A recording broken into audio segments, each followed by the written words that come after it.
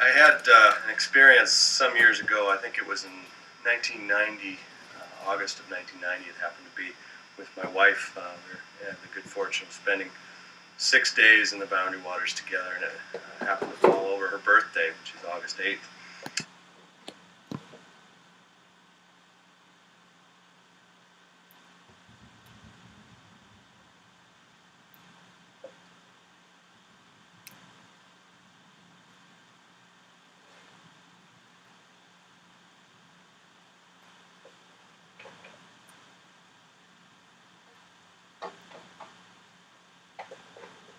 And I had, as so many times, decided to ford a long portage by walking upstream and making our own little route out of the day. And we were fording a 300 plus rod portage, which was a pretty extensive portage, and so I thought we could take some time off of it. She wasn't real comfortable with that situation, but we agreed to follow on and do it. And we happened to be going upstream on the Basswood River instead of downstream. And I didn't realize that until we kind of gotten into it, committed. But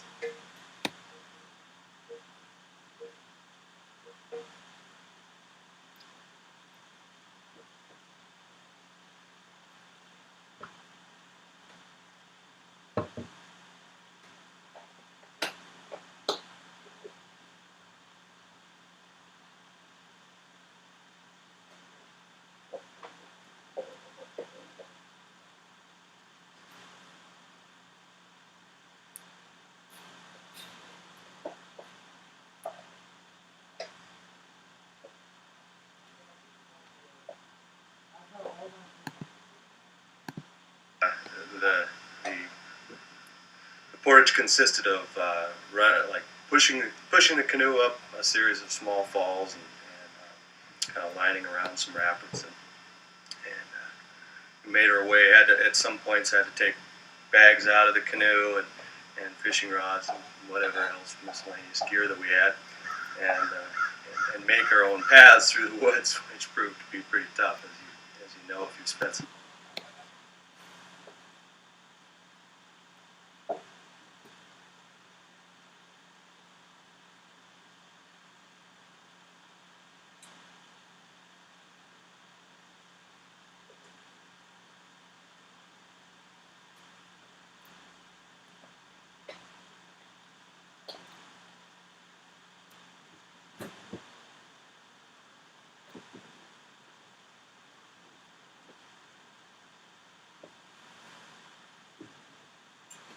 And the Boundary Waters is pretty thick forest. And as we made our way through, I'd go up maybe 50 rods or so, and with the canoe, and then come back and see how Amy's progress was. And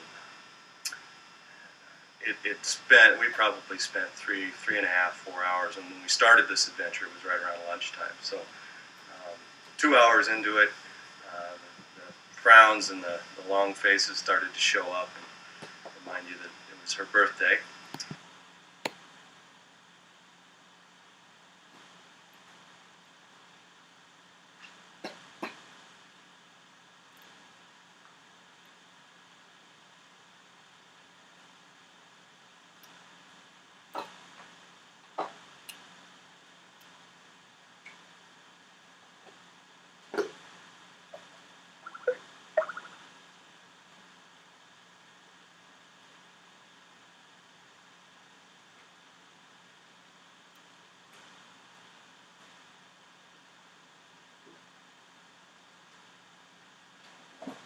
And as we neared the end, the tears started to flow a little bit.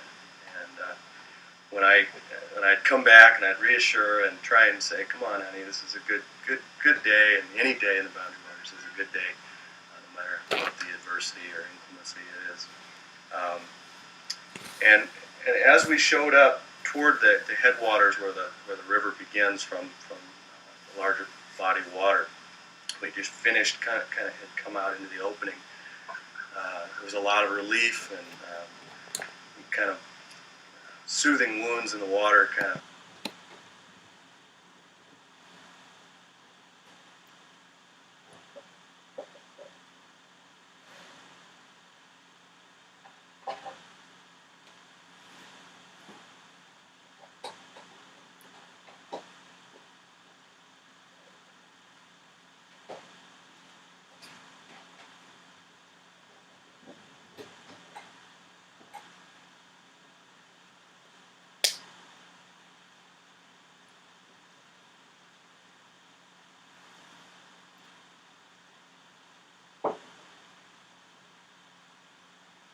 scratched up and so on and so forth. And we were just sitting silently and just kind of soaking it all in as we rested before we make our way out into the big water and find a campsite. And it just seemed like, oh man, we might have wasted a whole bunch of time. And all of a sudden, we started to hear some ruckus and racket coming from what looked like an old overgrown beaver lodge.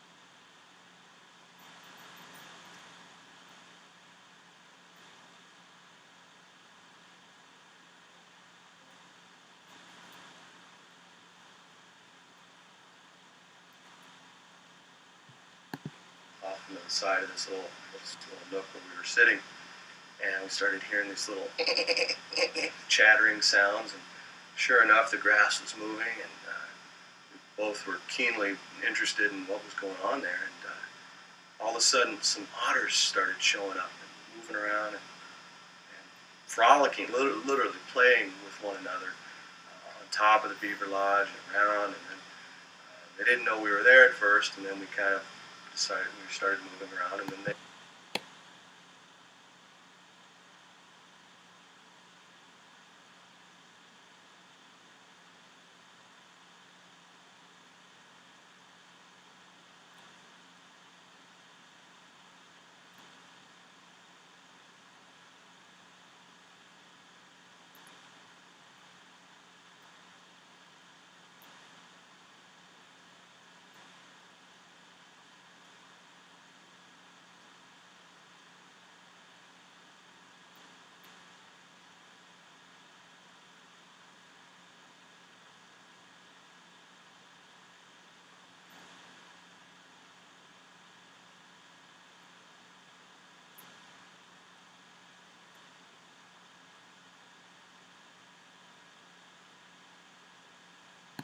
Realized we were there, and didn't seem fearful or intimidated by our presence at all. We couldn't have been more than, I don't know, 30 yards away from them, pretty close to them, so we could watch them.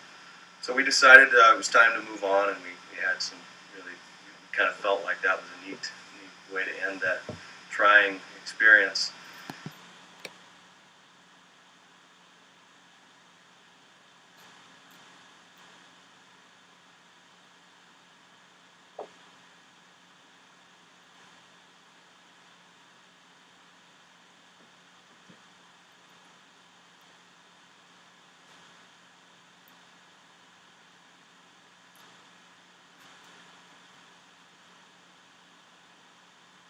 As we loaded the canoe, the otters kind of really watched us. We made a few more noises as we were putting things in. Got in the boat and kind of eased our way over closer, and were able to get a couple of photographs, which was really neat. Still have. And the bay was sort of a long, narrow bay, and as we paddled, we weren't in any hurry. We knew that we were going to find a campsite.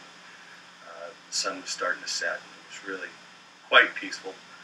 And as we paddled, we continued to look back and watch the otters, and it was just amazing. The three of them, it was as if they were escorting us out of the bay and kind of saying farewell. The three, if you've ever watched otters swim, it's like a periscope. Their head sticks up, and they just kind of move along this way. And all three were right next to one another, kind of swimming along. And we paddled.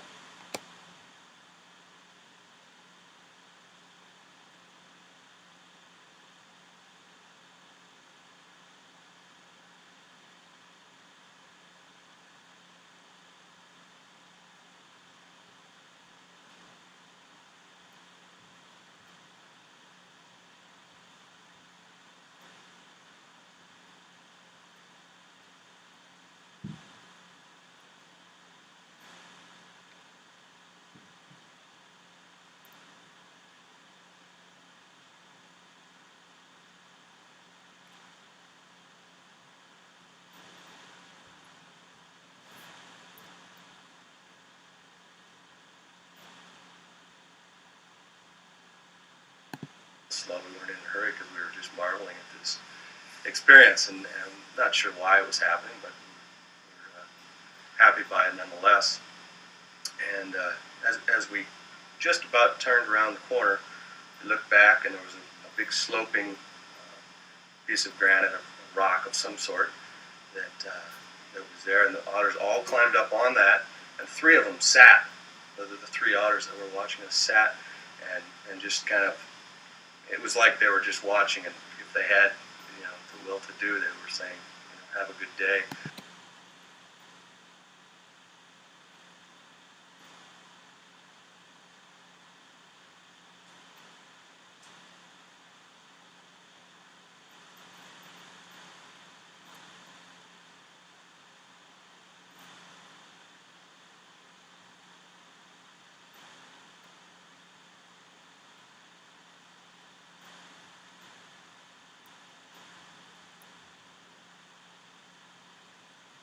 Let the rest of the day be what it may and be good.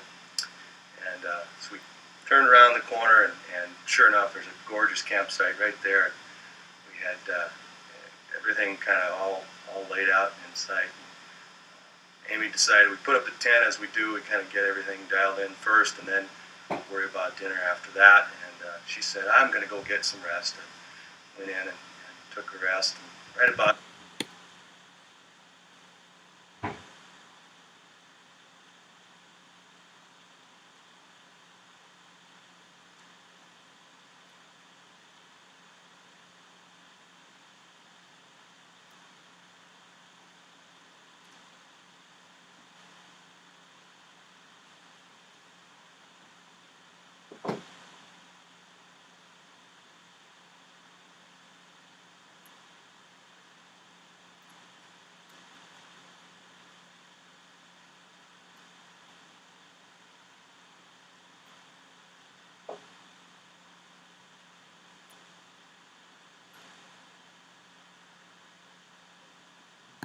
dusk, when the mosquitoes start to really come out, I had packed a brownie mix in our packing of food, and thought, I'm going to surprise her, making her a little cake, brownie quasi cake kind of thing.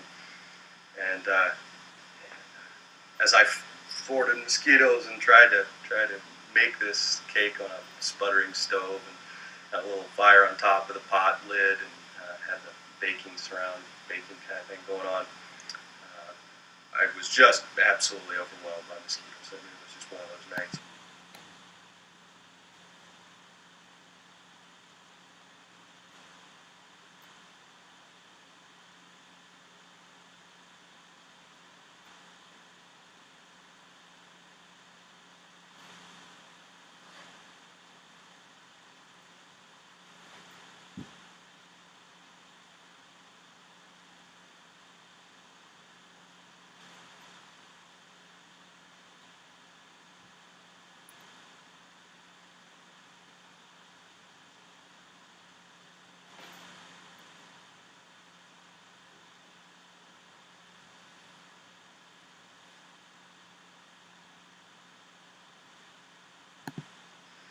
Mosquitoes are just as thick as you can ever imagine.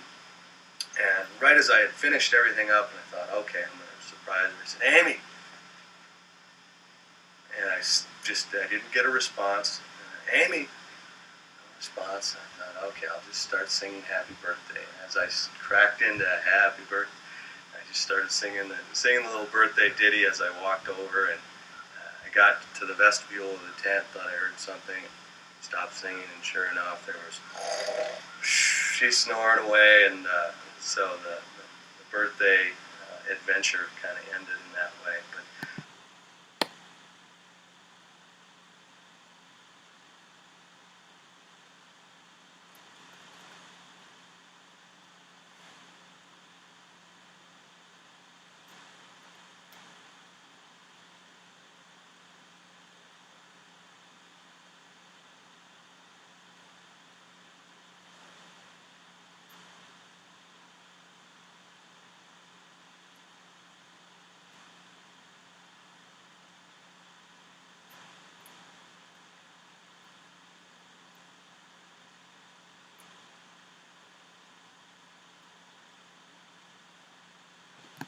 was a that was a story that sticks in my memory quite well as a situation where the Boundary Waters is a magical place in a lot of different ways, and I think it was just a story that was fond for me. I have fond memories about.